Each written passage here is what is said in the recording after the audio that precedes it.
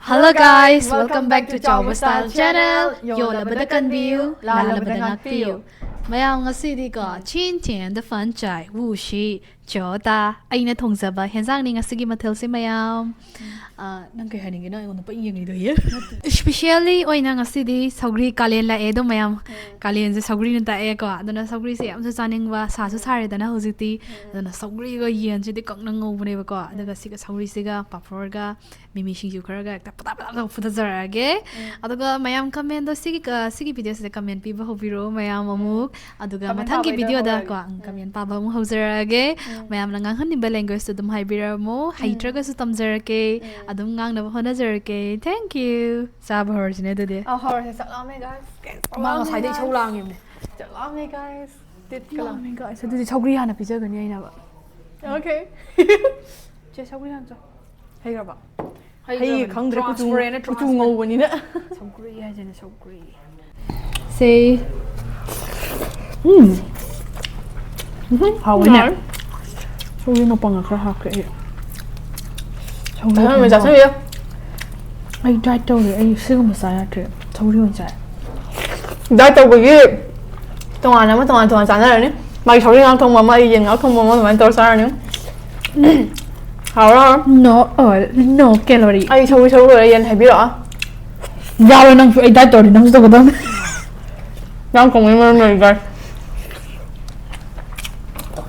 Ai hello da bai da lau ta. Ya cái cái. Ai cha de. Dai. Yen thong wa. Yen thong ma na de ai sa kang sui ne. Sougri guys. Hảo à. Na le. Thật thế nào ấy?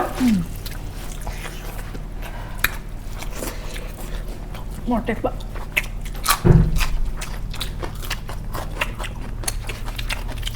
Xin chú không sao chưa ạ? Đó. Khai kia.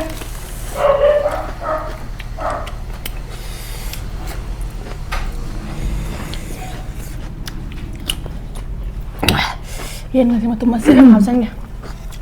Yang nó tịnh. Ăn giống lâu luôn này. Trời ơi. Sai bị 20 rồi đi con. Chắc là hay man hàn hạp và mãi sử dụng man hàn rồi khang cái này lại. Xin lỗi xin lỗi.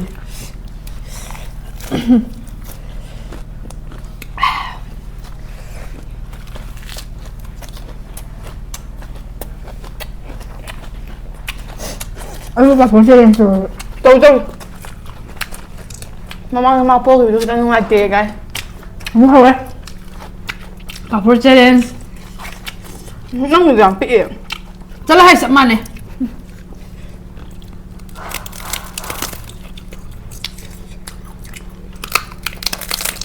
Giờ cái second thì tôi muốn làm sao mà mình cắn này second đó thì. Dạ.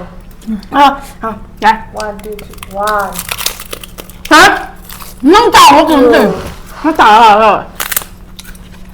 3, 4.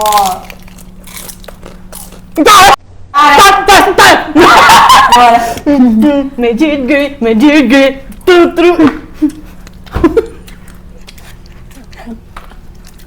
Các bạn rằng Không được, mình mang được một po mà guys. no ai chuyện nó có hai bên này ngon này nè. Mai cuốn tôi đi rồi.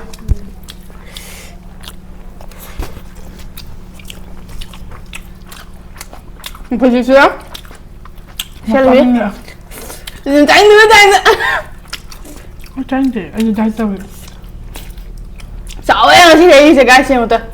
Mang khăn giấy lên. Mà sao nín rồi. Mang khăn giấy lên. Chăm mình này là sao khăn giấy lên.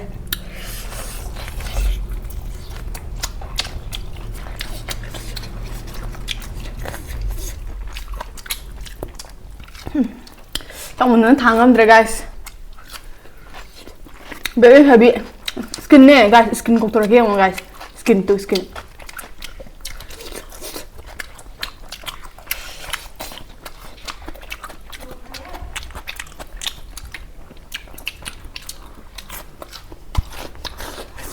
Kopi taruh nongrak segala. Vậy nè. Cao guys. Xem coi.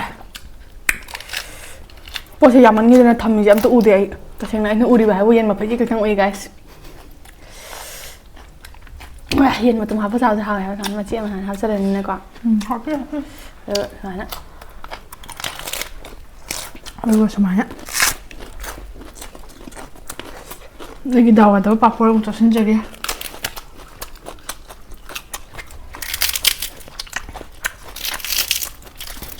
Sport itu kan bawa kang lu nih. Dame price pang nggak bisa beli sport ki.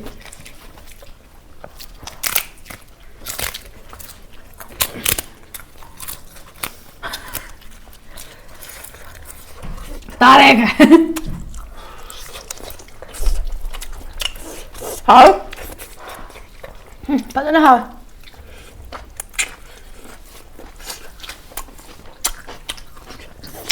Khảo em mình to hả?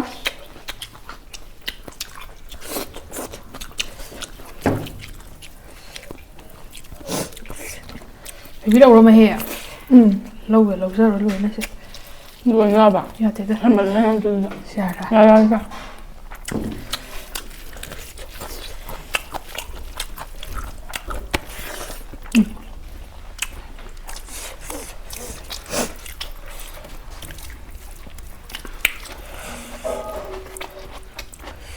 Rồi sẽ được thuê nhé cái đấy, mà sao vậy? Rồi.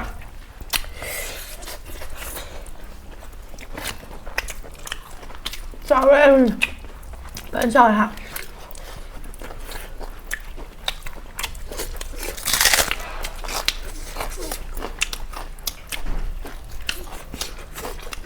Tao một phiên. Sau khi mấy. Rồi. Krom deh. Kron deh. Mama. Mathel lah. Komi.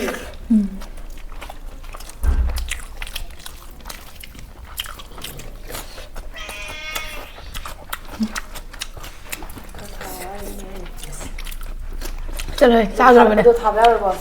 Vậy. Mà nó cô cháu với họ. How to dia. How đi không đi dàn gì? How to ra đần này. Jumlah.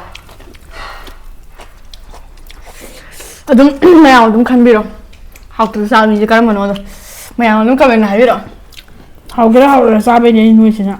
Anh how to ra đần.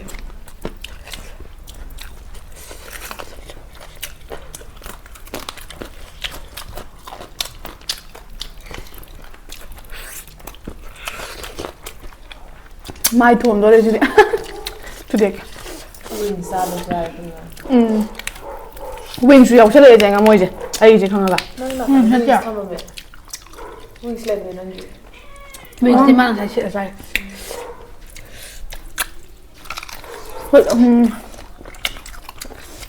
Hai bên hai cái trả. How ấy cái đàn cái skin này lột thôi trái vậy này guys. Mà tôi chả chân cái này. Biết đâu rồi. Anh cho để dai tao.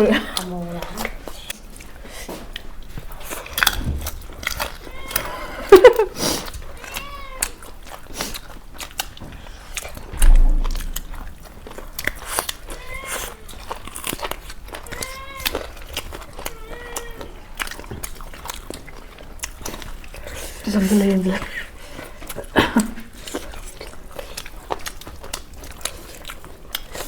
Đúng rồi. Rồi nông tinh rồi rồi.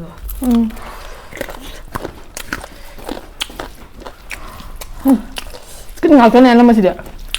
Mà tu nữa thôi này. How cho cái này thôi.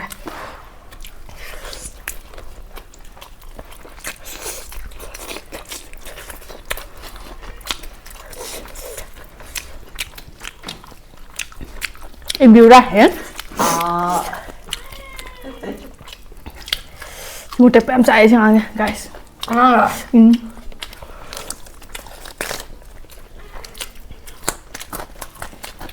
Mà nine cái pre-board đấy kìa. Đó. Và hắn được tiền pre-board thả tới nè.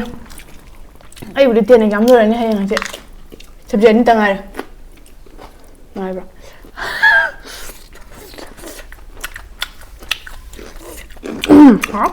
Ngasi loh, ngasi bisa. Ngasi loh, Aja. Tapi itu udah sukses. Rutin gì không rẻ trao hầu thì coi là rutin người nó phá sâu rồi guys ơi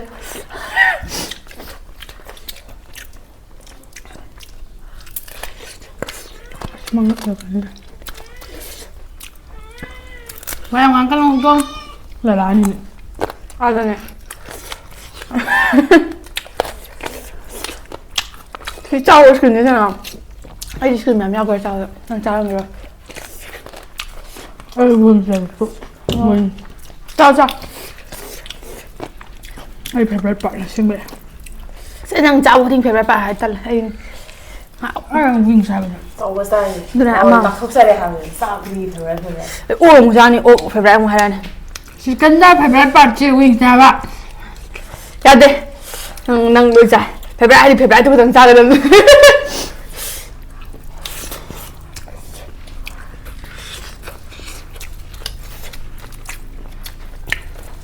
năng đi một đồng chân bên sao rồi Mà vậy nè.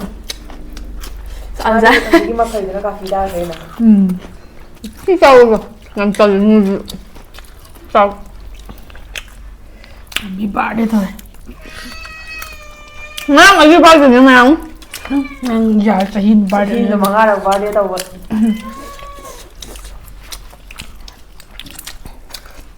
nó nấu thở rồi oh my god ê biết là này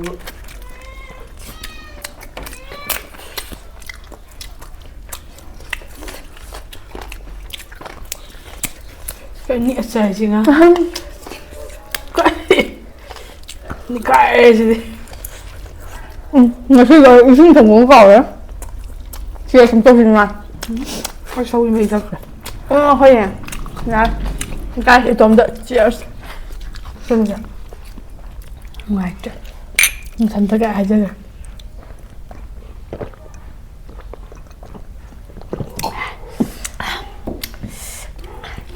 hỏi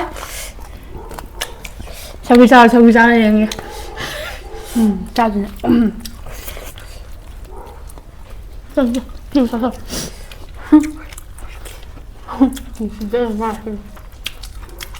뼈거라 그래 뼈거라 오 뼈가 해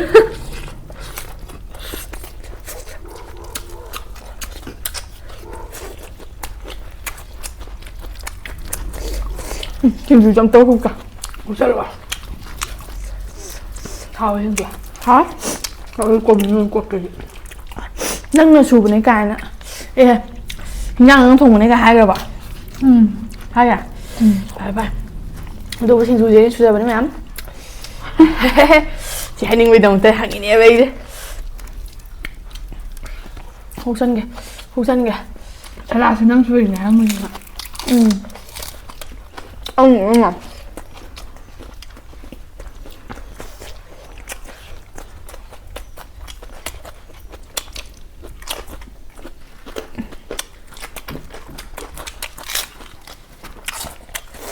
hả Là sẽ 정신 얘기다.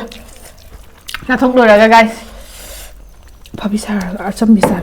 이 타고 써야 되면. 오케이 너가 정신 돌아가게. 난 다이 떠 그래 뭐 guys 정도 매양 좀 뭐들 부사사야 봐. 이제 부사사 뭐 타다 떠야 돼. 미스터 꿀 미스터 톡토리브네.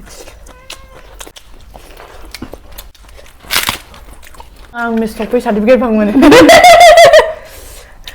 미스터 뭐야?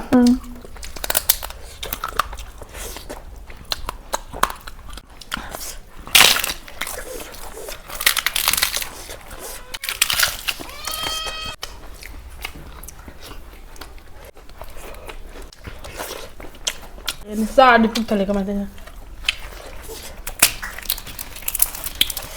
단데 날 마 잡이는 데 아니 누가 뭐 사사야 돼. 하지 Diet tꯧꯔꯤꯕꯅꯤꯅ diet ꯇꯧꯕ ꯑꯩꯈꯣꯏꯗꯤ ꯁꯧꯒ꯭ꯔꯤꯁꯦ ꯕꯦꯁꯅꯦ ꯍꯥꯏꯕ ꯄꯪꯆꯥꯗ ꯆꯪꯕ ꯌꯥꯗꯦꯕ ꯍꯥꯏꯗꯤ ꯀꯦꯂꯣꯔꯤꯁꯦ ꯍꯦꯟꯒꯠꯇ꯭ꯔꯒꯗꯤ fat ꯑꯣꯜꯂꯛꯑꯀꯥꯟꯗ ꯅꯈꯠꯇꯣꯏꯅꯦꯕ ꯈꯪꯉꯕ 你看到小王一起的。干洗观寒五度谢篇 ꯑꯗꯣ ꯅꯦꯄꯥꯂꯤ ꯃꯔꯣꯜ ꯂꯣꯜꯂꯣ ꯍꯥꯏꯕ ꯑꯝꯇꯪ ꯌꯥꯎꯋꯦꯕꯀꯣ ꯑꯗꯨꯗꯣ ꯑꯝꯇꯪ ꯍꯥꯏꯔꯝꯒꯦ ꯍꯜꯂꯣ ꯇꯪ ꯍꯥꯏꯔꯝꯃꯒꯦ ꯅꯃꯁꯇꯦ Namaste. Watashi video mite kurite arigato. Bye bye. Bye bye.